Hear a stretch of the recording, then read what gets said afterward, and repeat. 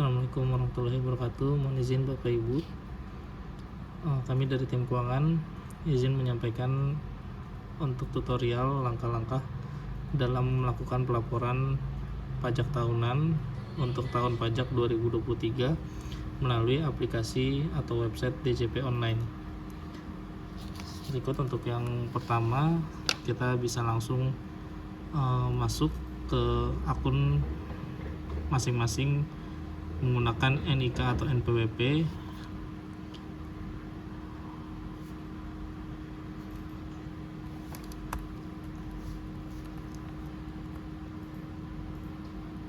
Jika sudah berhasil masuk ke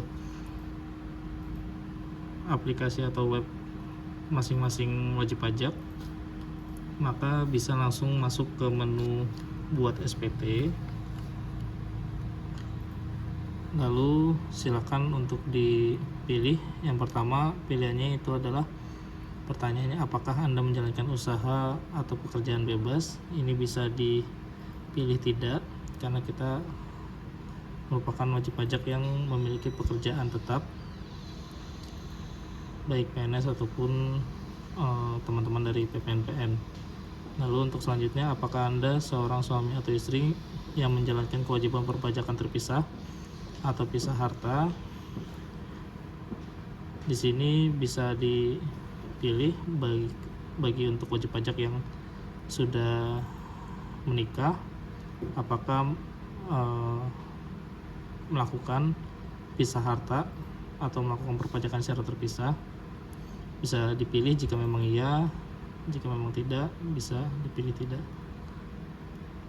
Lalu untuk selanjutnya, apakah penghasilan bruto yang diperoleh selama 1 tahun kurang dari 60 juta. Jadi dilihat untuk dari form yang Bapak Ibu terima untuk formulir 1721A2 yang nanti akan kami bagikan dari tim keuangan. Bisa dilihat untuk di penghasilan bruto, yaitu pada poin 11.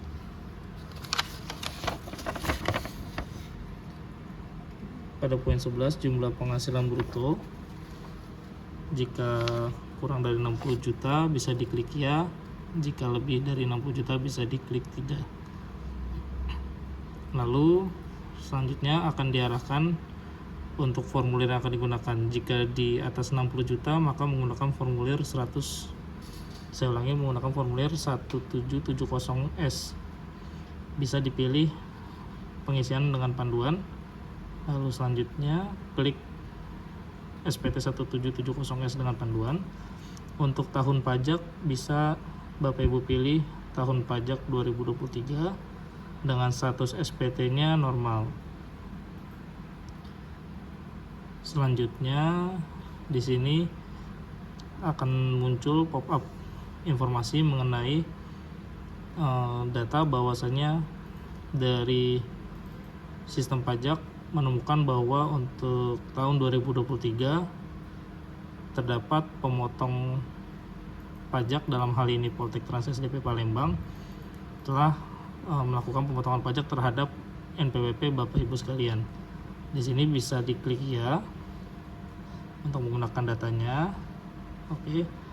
Namun dapat dipastikan jika untuk perlu diperhatikan jika data tersebut ini tidak sesuai untuk di poin kolom jumlah PPh yang dipotong dan atau dipungut, jika angka ini tidak sesuai dengan yang diterima Bapak Ibu di formulir 1721A2 pada poin 23 PPh pasal 21 yang telah dipotong dan dilunasi, jika angka ini tidak sesuai dengan yang ada di web, mohon bisa diklik ubah,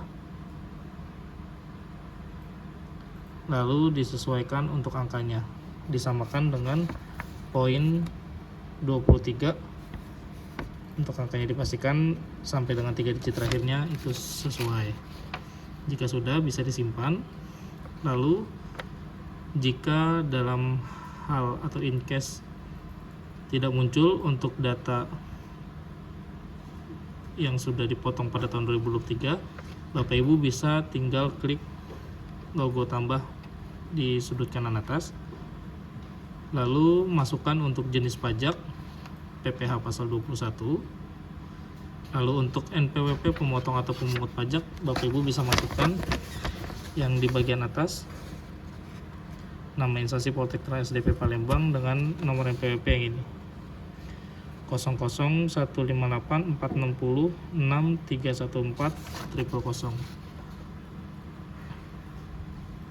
nanti akan otomatis muncul nama Poltek Trans SDP Palembang.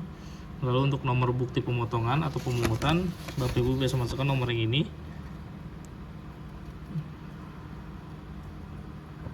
di 000064 SPT 2023. Lalu untuk tanggal bukti pemotongan, Bapak Ibu bisa sesuaikan dengan tanggal yang paling bawah ini, yaitu tanggal 31 Desember 2023.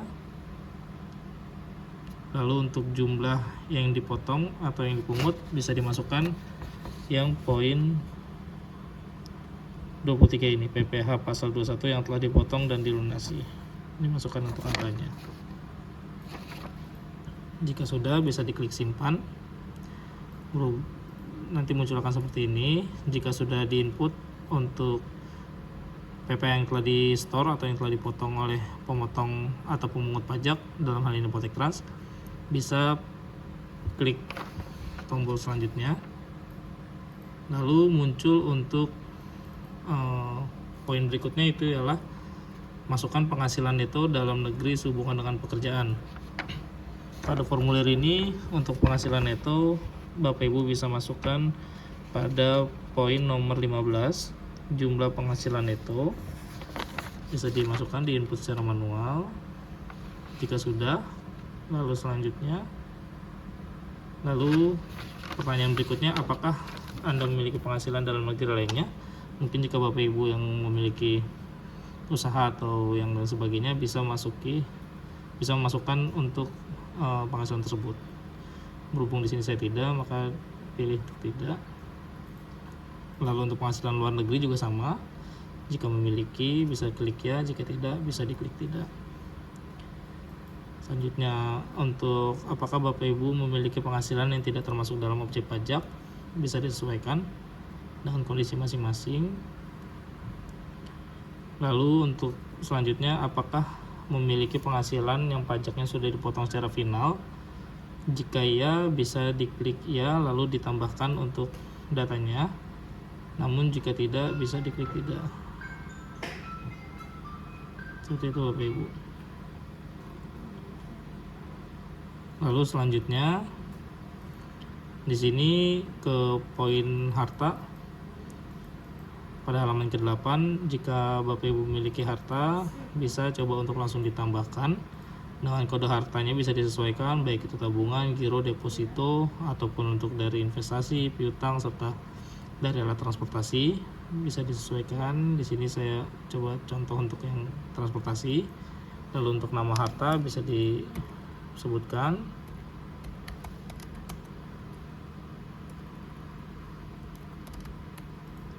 Untuk tahun perolehan, tahun pada saat Bapak Ibu memiliki kendaraan tersebut. Lalu untuk harga perolehan bisa disesuaikan. Untuk keterangan bisa diberikan baik keterangan itu baru, bekas, atau lain sebagainya. Tinggal disimpan, nanti muncul seperti ini. Jika sudah, bisa pilih selanjutnya. Lalu terkait hutang bisa disesuaikan ya, sama halnya seperti tadi harta, bisa tinggal ditambahkan kode utang, baik itu utang bank, kartu kredit, utang afiliasi ataupun utang lainnya, nama pemberi pinjaman, alamatnya, tahun peminjaman, dan juga jumlah hutangnya. Sudah. Untuk selanjutnya, apakah Anda memiliki tanggungan? Untuk tanggungan ini bisa disesuaikan dengan status wajib pajak Bapak Ibu sekalian yang terdaftar di pajak. Untuk saat ini saya pilih untuk tidak. Lalu next, apakah Anda membayar zakat sumbangan keagamaan? Bisa disesuaikan dengan kondisi. Nah, selanjutnya ini status kewajiban perpajakan suami dan istri. Sini bisa dipilih untuk status perkawinan. Lalu untuk di sini, nah untuk di poin nomor 7 ini terdapat 3 kondisi, dimana untuk yang pertama TK ataupun tidak kawin, lalu untuk yang kedua itu K ataupun kawin, dan untuk yang ketiga itu adalah K-I, yaitu kawin penghasilan istri gabung. Jadi jika suami dan juga istri sama-sama bekerja lalu memutuskan untuk menggabungkan penghasilannya dengan satu NPWP, maka bisa pilih untuk kawin penghasilan istri digabung. Tapi jika sudah menikah suami maupun istri dengan NPWP masing-masing, maka cukup salah satunya memilih statusnya kawin. Misalnya suaminya sudah mengklaim kawin dengan tanggungan anak 1 ataupun 2. Lalu nanti pada NPWP istri, maka status wajib pajaknya itu menjadi tidak kawin atau dianggap tidak memiliki tanggungan.